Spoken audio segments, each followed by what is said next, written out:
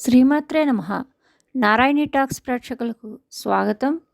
ఈరోజు మనం ఈ వీడియోలో శ్రీ క్రోధినామ సంవత్సర 2024-25 సంవత్సరానికి ఉగాది పంచాంగ శ్రవణం తెలుసుకుందాం. కన్యారాశిలోకి ఉత్తర 2, 3, 4 పాదాలు, హస్త 1, 2, 3, 4 పాదాలు, చిత్త 1, 2 పాదాలు వస్తాయి. అదేవిధంగా ఆదాయ వ్యయాలు చూసుకుంటే కనుక ఆదాయం 5, వ్యయం 5గా ఉంది. రాజ్యపూజ అవమానాలు చూసుకుంటే రాజ్యపూజ్యం 5, అవమానం 2గా ఉంది.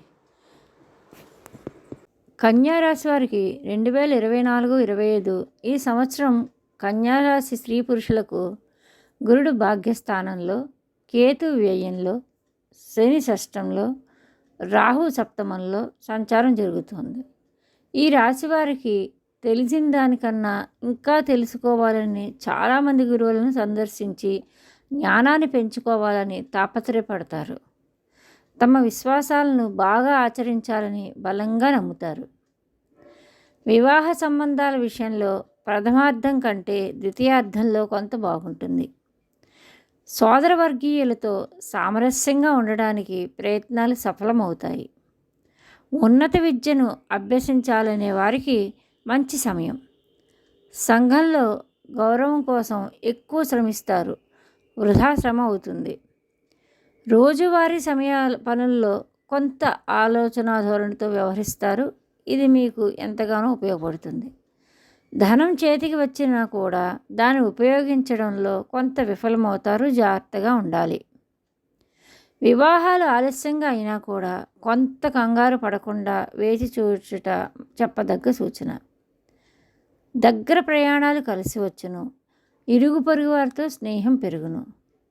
ఇంకా ఈ కన్యారాశి వారికి చెప్పదగ్గ పరిహారాలు ఏమిటంటే దత్తాత్రేయుని శ్లోకాలు చదువుట, దత్తదర్శనం చేసుకొనుట, ధ్యానంపై ధ్యాస పెంచుకొనుట, సుబ్రహ్మణ్య ఆరాధన చేయుట, దుర్గా శ్లోకాలు పఠించుట.